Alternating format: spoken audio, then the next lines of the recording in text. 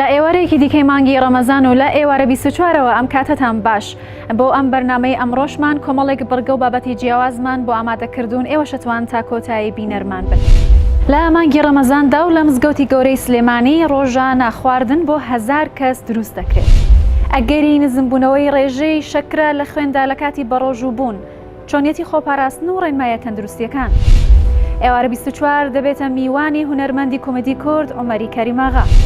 بە بەراورد بە مانگەکانی دیکەی ساڵ لە مانگی ڕەمەزاندا خواست لەسەر گۆشت زیاتر دەبێت و بنەماڵێکیش لە شاری هەولێر نزیکەی 100 ساڵە کاری فرۆشتنی گۆشت دەکەن. نووسین و نەخشاندن لەسەر زێر بە شێوازێکی تایبەتێکێکە لە کارە هونەریە دەگمەنەکان و هەروەها سەلیقەیەکی هونەری باشیشی پێویستە. لە ئوسترالیا بە جیاواز لەگەڵ وڵاتانی دیکەی جیهان و هەروەها کوردستانیش مانگی ڕەمەزان تەنیا 11 کاتژمێرە. ژنێک بە کارتۆن فانۆس دروست دەکات و لە ڕێگەی ئەو کارە هونەریەوە لە مانگی ڕەمەزان بژێوی ژیانی خۆی دابین دەکات.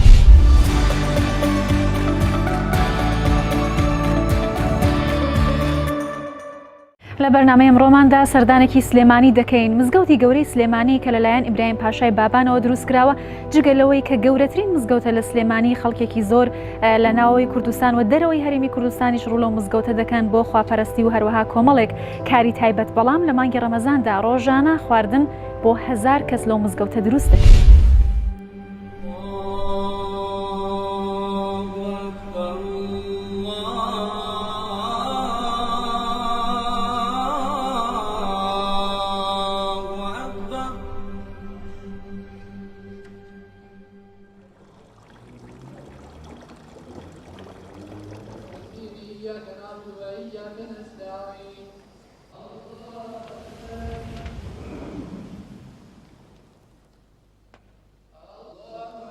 مزگەوتی گەورەی سلێمانی کە مەشهورە بە مزگەوتی حاجی کاک ئەحمەدی شێخ لەگەڵ دروستبوونی شاری سلێمانیا دروست کراوە. مزگەوتی گەورەش پێیگێ لە چەند بەشێک، ئەو بەشانەی کە هەیەی بەشی قاعی زیکرێکمان هەیە، تەمان بەشی تایبەتە هەرێکە پێگە و تایبەتمەندی خۆی هەیە. یەکی لەوانە قاعی زیکرەکەی ئەگەر چوو بن وێنەتان گرتوێت، تەمان ڕۆژێنی جومعان، دووشەممان، یەکشەممان زیکری تیاکرێ. زیکرەکەش هەر تەریقەتی قادری نییە کەوا بڵین حاجی کاک ئەحمەدی شێخ ڕابەری تەریقەی قادری و نەقشیشە، تەریقەی نەقشیشمان هەرێناوەتە ئێرە.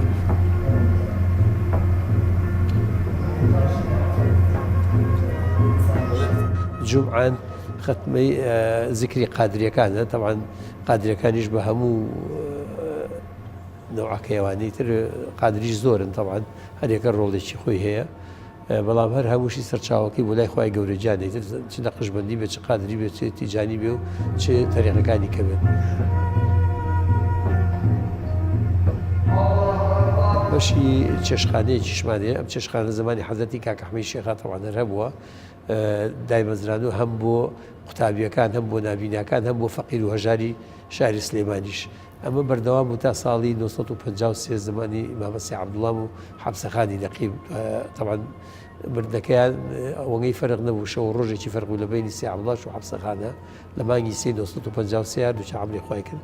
چەند ساڵێک بەردەوام بوویتر دوایی نەما، بەڵام من لە ساڵی 1998 توانێ چێشخانەکەم دەست پێ کردو توانێ و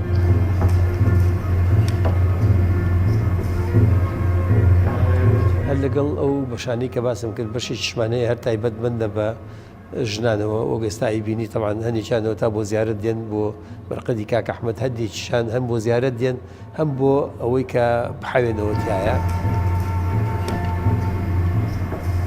دایمی بێ ئەوەی ڕەمەزانیش بێ هاتوچۆی ئێمە داراکەین حاجی کاک ئەحمەد دانیشتین بۆ خۆمان لێرە تا دەم دوایەوە ئەتی ئەڕۆینەوە بۆ ماڵەوە نوێژەکەین، لێ ئەپاڕێنەوە لە خوا و ئەمشایە. بەشێکی کەشی تایبەت بۆ پێشتریش و ئێستاش، تەمان پێشتر زمانی شێخ مارەف نامەزان، زمانی کاک ئەحمەدی شێخ ئەم نابینایانەی کە ئێوە لە مزگەوتی گەورای ئەبینن، ئەمە دەستنێژی حاجی کاک ئەحمەدی شێخن. تەمان لە دوای ئەوەی کەوا شێخ مارەف عەمری خواکە کاک ئەحمەد بەرپرسیارە بێت لە ئیدارەی مزگەوتەکە و لە مزگەوتەکە. ئەم نابینایانە پێشتر گەڕاون بۆ بژێوی حاڵی خۆیان بە دێهات و شار و ئەوانەیە. کاک ئەحمەد بە شتێکی باشی نەزانیوەوە، هێناونی بۆ مزگەوتی گەورە لێرە هەم شوێنی نووسنی بۆ کردوون، هەم شوێنی قوتابخانەشی بۆ داناون بۆ حفظی قورآن. فمن شهد منكم الشهر فليصمه ومن كان مريضا أو على سفر فعدة من أيام. مامۆستا کاک ئەحمەد وەختی خۆی کە ئەم قوتابخانەیە کردووەتەوە لە هەر شوێنێک نابینایەک بوو بێت حەزی کردبێت لەوەی خواپەرست بێت هاتووە بۆ ئێرە و لێرە بووە بە قورئان خوێن الحەمدولله.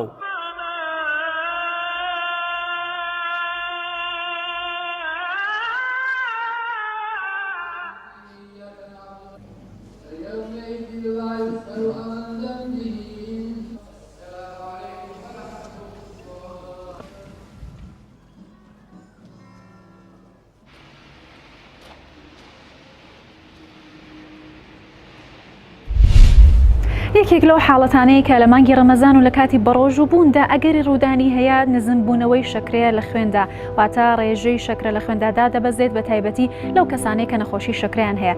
لەم گرافیکەدا کە ئێستا دەیبینن چۆنیەتی خۆپاراستن و هەروەها ڕێنمایە تەندروستیەکان دەبینن. نەخۆشی شەکرە دوو جۆری سەرەکی هەیە. جۆری یەکەم کە بەهۆی کەمی یان نەبوونی ئینسۆلینەوە لە سەرەتای تەمەنەوە تووشی مرۆڤ دەبێت. جۆری دووەم کە لە تەمەنێکی گەورەتر لە ئەنجامی باشکار نەکردنی ئینسۆلین یان چەند حاڵەتێکی تری وەکو قەڵەوی توش دەبن. ئایا ئەوانی شەکرەیان هەیە دەتوانن بە ڕۆژوو بن؟ پێش ئەوەی بڕیار بدەیت کە بە ڕۆژوو بیت پێویستە ڕێنمایی لە پزیشکی تایبەتی خۆت وەربگریت. ئەو کەسانی کە شەکرەیان هەیە و ئەگەر بە ڕۆژوو بن مەترسی لەسەر ژیانیان دروست دەبێت ئەمانن. جۆری یەکەمی شەکرەیان هەبێت ئەگەر دەرزی ئینسۆلین بەکاربهێنن چونکە شەکری خوێنیان لە ناکاو دێتە خوارەوە. ئەگەر لە ماوەی 6 مانگی ڕابردوو بەهۆی بەرزی ڕێژەی شەکر لە خوێندا لە نەخۆشخانە خوێندرابێ. ئەگەر ڕێژەی شەکر لە خوێنیدا کەم بێت و هیچ نیشانەیەکی نەبێت. لەگەڵ نەخۆشی شەکرا نەخۆشیەکانی تری وەکو دڵ و گورچیلە و جگەر و کەمبینی هەبێت. ئەگەر شەکرەی هەبێت و دووگیان بێت. ئەو کەسانی کەمتر مەترسی لەسەر ژیانیان دروست دەبێت ئەگەر بە ڕۆژوو بن ئەمانن. ئەگەر ڕێژەی شەکر لە خوێنیاندا کۆنتڕۆڵ کرابێت تەنها بەهۆی پارێزی لە خواردن واتە بەبێ بەکارهێنانی دەرمان. ئەو کەسانەی کە شەکرەکەیان بە باشی کۆنتڕۆڵ کراوە تەنها بە بەکارهێنانی حەب. خانمانی دووگیان پێویستە بزانن کە بە ڕۆژووبوون مەترسی دروست دەکات لەسەر تەندروستی خۆیان و کۆرپەلە بۆیە نابێت بە ڕۆژوو بن. مەترسیەکانی بە ڕۆژووبوون لەسەر ئەو کەسانەی کە شەکرەیان هەیە چین؟ نزمبوونەوەی لە ناکاوی ڕێژەی شەکر لە خوێندا کە ئەگەری گیان لە دەستدانیان هەیە ئەگەر بە خێرایی فریاکەوتنیان بۆ نەکرێت.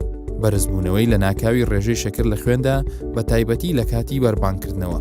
وشکبوونەوەی لە ڕادەبەدەری لەش کە کاریگەری لەسەر زۆربەی ئەندامەکانی لەش دەبێت بە تایبەتی دڵ و گورچیلەکان.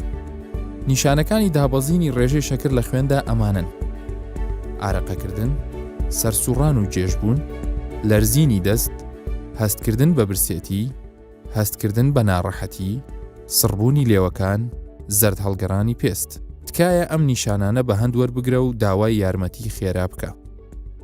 ئەو کەسانی کە نەخۆشی شەکرەیان هەیە و دەتوانن بە ڕۆژوو بن باشتر وایە لە کاتی بە ڕۆژووبووندا چەند جارێک ڕێژەی شەکریان بپێون. بۆ هەموو ئەو نەخۆشانی کە ئینسۆلین بەکاردەهێنن پێویستە هەمیشە چوکلێتێک یان شتێکی شیرینیان پێبێت.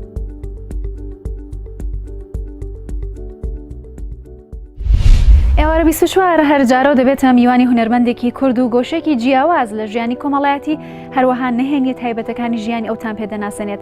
لەم ئێوارێشدا میوانی هونەرمەندی کۆمێدی کورد عومەری کەریماغاین کە لە گەڵ ناوبانگی خۆیدا لە ڕێگەی قسە خۆشەکانیەوە سیمایەکی ناسراوی هونەری کوردی و درامای کوردیە پێکەوە بەشێک لە ئەزمون ژیان و هەروەها نەهێنیەکانی ژیانی هونەری و کۆمەڵایەتی ئەو هونەرمەندە دەبین. من ناو عومەر کەریم سعید بە تەسکەرە، بەڵام ناسراوم بە عومەری کەریم ئاغا، نازناوی ئاغا شەمەڵگرتووە. خێزاندارم، خاوەنی خێزان و دوو کوڕ و کچێکیشمان هەیە، هەروەکو شەوی بەراتێ کە ئاڵێ شەوی بەراتێ خوا دوو کوڕ و کچێکتان باتێ لەخوا بە زیاوێ خوا ئەو دوو کوڕ و کچە یاوینەتێ. لە ڕووی کۆمەڵایەتیەوە پەیوەندی زۆرم هەیە لەگەڵ هەموو کەسێکە، هەموو کەسەکان چنێر بێ، مێ بێ، پیر بێ، گەنج بێ، لاو بێ، هەچیە بێ، بە کەسوکاری خۆمی ئەزانم دڵم زۆر بەو خەڵکە خۆشە، زۆر ڕێزم لێ ئەگرن، ئەو ڕێزەی ئەوان منی هێشتۆتەوە، خۆم بە پیر تەماشا ناکەم. لە هەر شوێنێکیشا کاری خزمەتگوزاری هەبێ و بتوانم دەرفەتم هەبێ نکولی ناکەم. لەسەر و ئەمانەشەوە ئێستا کاتی خۆم بە فیڕۆ نامی هیچ کاتێک نەمویستۆ کاتم لە دەست بچێت. ئیتر بە نووسینێکەوە بێ، بە خزمەتێکەوە بێ، بە کارێکی هوەریەوە بێ، بە هەر خزمەت گوزاریەکەوە بێ، خۆم بە کەمتەرخەم دانەناوە و کەمتەرخەمیش نابم. من ناوم شیرین محەممەد ساڵح و خێزانی عمەری کەریم ئاغام و خێزانی بەیەکەوە شکر بە ڕێکوپێکی ئەژین و لە ساڵی هەفتاوە ئێمە هاوسەرگیریمان کردووە. وڵایەتە ژیانێکی خۆشە بینە سەر و ژیانمان هەتا ئێستا شکر باشی. من ڕۆژانە کە لە خەو هەڵەسم بەرەو کار و کاسبی خۆم ئەچم، دوکانم هەیە لە ناو بازار، بەهارات فرۆشم، دوکانەکەشم بە شانۆیەکی بچوو گەزانم. ئەو مرۆڤانەی کەێن بۆ لام هەموو چین و تۆژەکانن، وەکو پێویست ئیشەڵڵا هەوڵێم لێم ڕازی بن، گرانجانیش نەبم، هەنێجار لە پارە و پول خۆش بم، چونکە تەمەنی ئەوە نیە ئینسان لێرە بیخاتە سەریەک و کۆی کاتەوە، ئەبێ بزانێ بۆ کەی بەجێهێڵێ و ئەیا بەچی. پارە ئەتوانیت سەروەت و سامان ئەتوانی کەسایەتی پێ دروستکەی، لە هەمان کاتیشە ئەتوانی کەسایەتی پێ لە ناوبەری. مرۆڤە هوشیارەکان قەت بیر لەوە ناکەنەوە کەوا پارە کۆکەنەوە. باشترین نمونە، چاکترین نمونە پیرەمێردی نەمر لە ژیانە پارەی ئەمڕۆی نەخستۆتە سبەینێ. هەر کاتێک پێویستێکی هەبوو بێ، ئەوەی بۆ پاروی دەم بێ، ئەوەی بەکارهێنا و ئەویتری بەخشیوە. جا کێ هەیە لە ئاسی ئەو پیرەمێردە نەمرا بێ؟ ئەوە تا ئێستا من خۆم سەرقاڵی ئەوەم کێکێ لە شاکارەکانی ئەوە خوێنمەوە. باخێک لە وشە. خاوەنی 5 بەرگی نووسینم بە ناوی کەشکۆڵی ئاغاوە، ئەمەش 5مین بەرگمە. ژیان هەر ئەڕوا و ناگەڕێتەوە. ژیان هەر ئەڕوا و ناگەڕێتەوە، کەس لە زێی مردن ناپەڕێتەوە. براوەی ژین و ژیان کەسێکە کە هەرگیز چاکەی بیر ناچێتەوە. هیوادارم لەو ئاستابین. لە هەمان کاتە داواکارم لە ێزانی مەزن تەمی خەم لەسەر ئەم وڵاتە لابەرێت، مرۆڤەکان بە خۆشی و شادی بژین، ئیتر شەڕ و ئاشوب و ناڕەحەتی و ناڕەوایی ڕوو نەکاتە وڵاتەکەمان.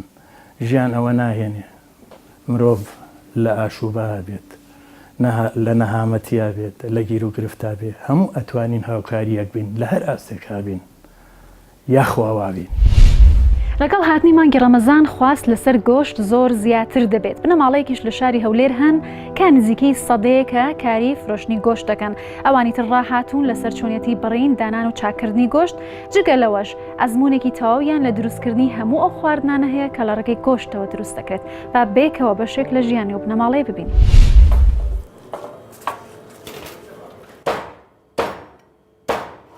ئێمە لە شاری هەولێر لە ساڵی 1913ەوە بە ئیشی قەسابی مەشغوڵین.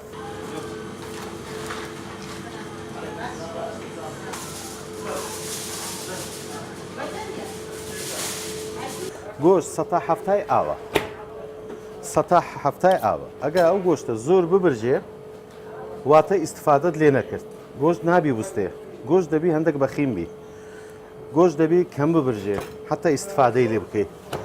ئەوجا گۆشت بەس بە کولان نابی. ئێستا من شتێکی جوایز دەیکەم، دەمەوێت ستێکەکی دروست بکەم، چ لە مقلی بیکات، چ لە سەڕژی بکات، چ لە ناو فڕنی بکات، کوی دروست دەکات دەتوانین دروست بکات. شتێکی جوایز دروست دەکەم ئێستا.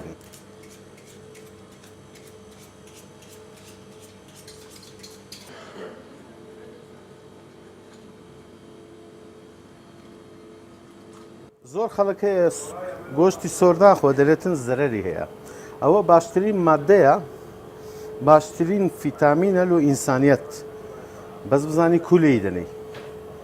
ئەو گۆشتە ئەوە ئەگەر لە مقلی بیکەی بە زبدەی ئەوەی جوان سۆر دەکەینەوە.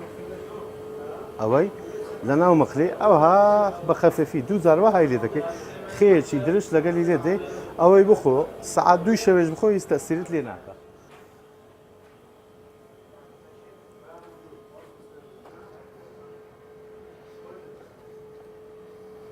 کە گوتمەوەی بە ئەنواع ئەشکالیەکانی ئیستعمالکەی چ لە سەمەنقەڵەی بکەیت لە شەبەکەی چ لە ناوڕوونێ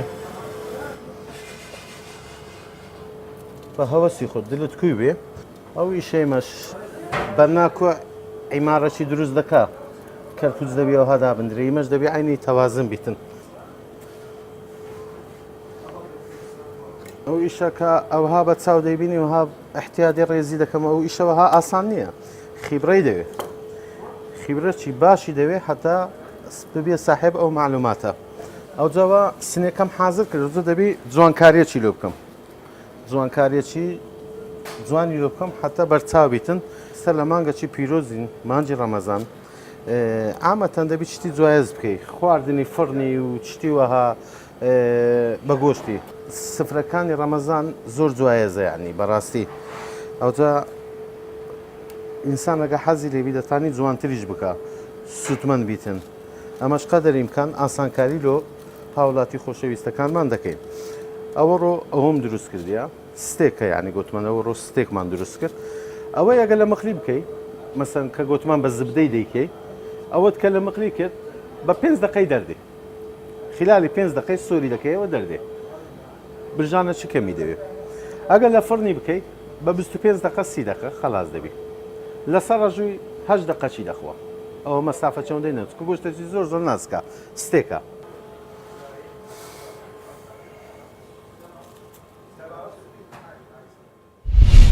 نووسین و نەخشاندن لەسەر زێر بە تایبەتی پیشەیەکی زۆر دەگمەنە کە سەلیقەیەکی وردی دەوێت ئەبێ لە ڕێگەی هونەر و سەلیقەوە تێکەڵکێشێک لەو دوانە بتوانیت شتێکی جوان بنەخشێنیت لە ئەنجامدا بەڵام ئەم پیشەیە لەگەڵ ئەو هەموو زەحمەتی خۆی بە شێوازێکی زۆر جوان هۆگران و لایەنگرانی خۆی ڕازی دەکات بێکەوە بەشێک لە چۆنیەتی نووسین و نەخشاندن لەسەر زێر دەبینیت.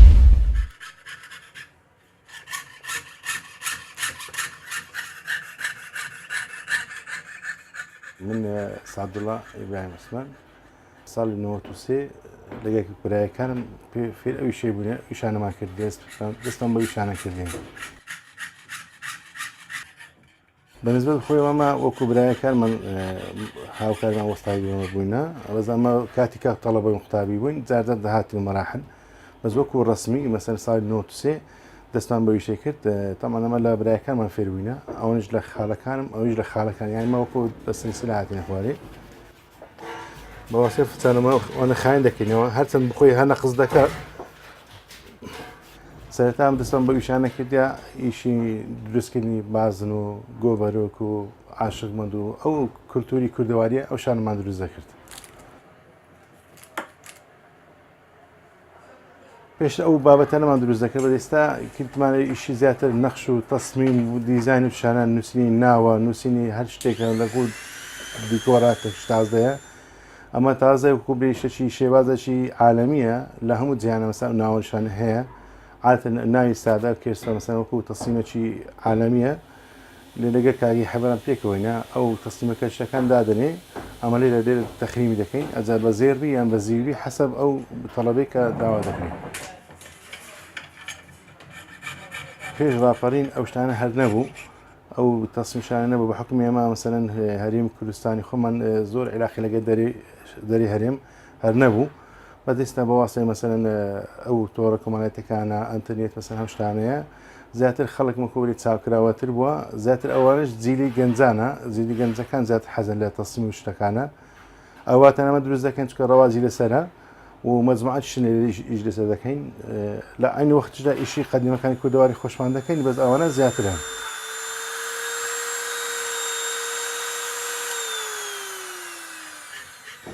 خۆی ئەمە لە مێژە ئیشی تەخریمی شتا دەکەین بە زۆکو ناوشتا ئەمە مەسەرەن دووسێ نەفەر بووین لە هەولێر ئەویشانەمان دەکرد بەدەستا تقریبان دووسێ نەفەر کەشمان لێ زیاد بووە وەکو وەستایانی بەس وەکو تەسمی شتوە زیاتر ئەمە تەسمی دادنین دیزاینەکان ئەمە دادنین بە حکمی مەسەن کاگی حەبە خۆی لەکە لە گەرمانە بخۆی خەتات و فەنانە ئەو زیاتر تەسیمەکان ئەو دادنێ نووسینەکان ئەو دەنووسی حەسب ئەو جۆرێکە مەسەن تەڵەب دەکرێت ئەمە لێرە مەسەن دەیبڕین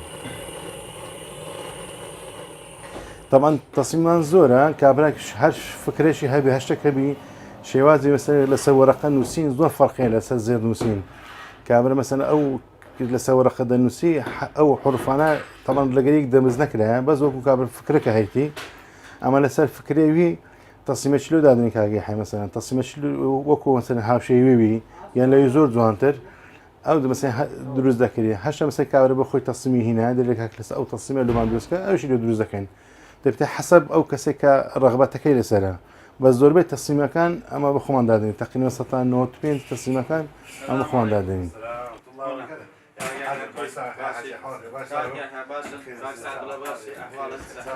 ئەوانە بابەتەنە زیاتر تاکە مەسەن کابرایەک داوای ناوەشتەکە یەک نایلۆ دروست دەکرێت فەرقی لەگەڵ مەسەن کابرەکە بابەتێکی دروست کردیە داڕیشتە سەد بە مەسەن 100 پێگۆ داڕیشتی حتمما سیاغێوان دەست حەقیوانە زۆر فەرقی هەیە لەگەری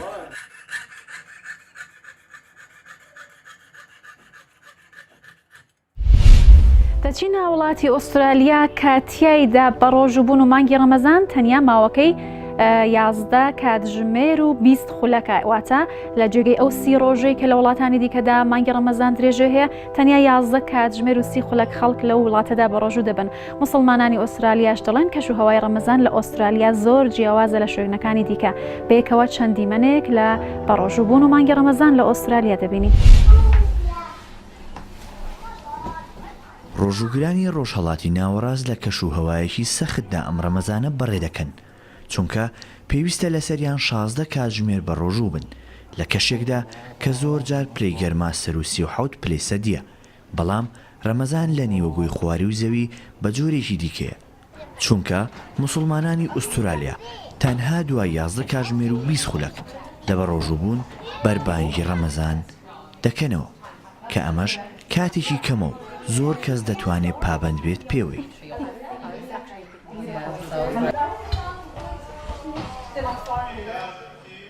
مامۆستای ئاینی تەیبیایجی کە یەکێکە لە پێشنوێژەکانی مزگەوتی میادۆ هایتس لە میلبۆرن لەگەڵ خێزانەکەی خوانی بەربانگیان بۆ دراوسەکانیان ڕێخست دوای بانگی مەغریب خوێندنی نزای بەربانگ هەروەها خواردنی خوانی ڕۆژوشکاندن بە نزای ڕۆزی کۆتاییان پێهێنا.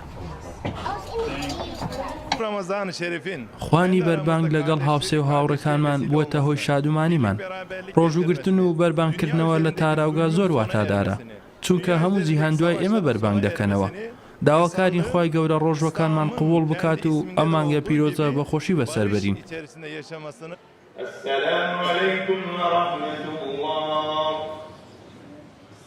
السلام عليكم ورحمة الله. لا ئوسترالیا مسلمانان هەریەکە و لە وڵاتێکی جیاوازەوە هاتوون بۆیە شێوازی ڕۆژوشکاندن و جۆری ئەو خواردنی دەیخۆن جیاوازە کە ئەمەژوای کردووە ئەستەم بێ ئەو مسلمانانەی کە لە وڵاتە دەژین بتوانرێت لەسەر یەک خوان کۆ بکرێنەوە. ئەم ساڵیش وەک هەموو ساڵێ ئوسترالیا، فیجی، نیوزلاندا و ئەو وڵاتانی کە دەکەونە دوورگەکانی زەریای هێمن یەکەم شوێن بوون کە بە ڕۆژووبوون و بەربانگیان کردەوە. زۆرنەوە خانمانەی کە لە ڕێگەی هونەرەکەیانەوە هەوڵ بۆ بەدەستخستنی کار و هەروەها دابینکردنی بژێوی ژیانی خۆیان ئەدەن. لەم پاکێجەدا بە خانمێکی کورتان ئاشنا دەکەین کە تەنیا تەمەنی 26 ساڵە و لە ڕێگەی دروستکردنی فانۆسەوە و هەروەها بەکارهێنانی هونەر لەو ڕێگەیەوە بژێوی ژیانی خۆی لە مانگی ڕەمەزاندا دابین دەکات وەکو ئەزانین لە زۆربەی وڵاتانی ئیسلامیش فانۆس وەکو هێمایەک بۆ مانگی ڕەمەزان دیاری دەکرێت. سوعاد کەحیلی فەڵەستینی یەکێک لە ژوورەکانی ماڵەکەی بۆ دروستکردنی فانۆس تەرخان کردووە. لە مانگی ڕەمەزاندا ئەم خانمە فانۆس بە شتومەکی فڕێدرا و دروست دەکات و بە نرخێکی هەرزان دەیانفرۆشێت. کەحیلی تەمەن 26 ساڵان کارە دەستیەکانی بە دانیشتوانی ناوخۆی وڵاتەکەی دەفرۆشێت بە هیوای ئەوەی بەشێک لە خەرجیەکانی دابین بکات. لەگەڵ نزیکبوونەوەی مانگی ڕەمەزان و بەرزبوونەوەی نرخی شتومەک لە وڵاتدا بڕیارمدا دەست بکەمە دروستکردنی ئەم فانۆسانە و دڵی منداڵانیش خۆش بکەم. فانۆسەکان لە کارتۆن دروست دەکەم. نەخشی سادەی تێدا دەنەخشێنم بە نرخێکی کەمیش دەیفرۆشم بە مناڵەکان بەهۆی خراپی بارودۆخی ئابووریەوە.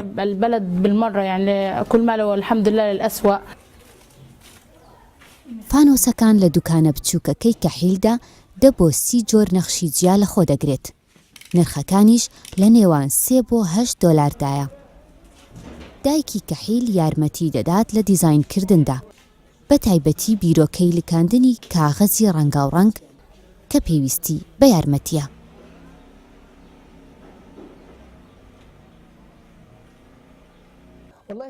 هەر لەو کاتێک کچەکەم مناڵ بوو هەستم کرد کە دەستڕەنگینە و توانێت دروستکردنی شتی ناوازەی هەیە. منیش دایم وستومە پشتی بگرم و هانی بدەم بەردەوام بێت. ئێستا لە دروستکردنی ئەم فانۆسانەدا پێویستیان بە مارکێتینگی باشتر هەیە تا باشتر بفرۆشێنەوە. کڕیارمان هەیە بەڵام پێویستە باشتر بێت.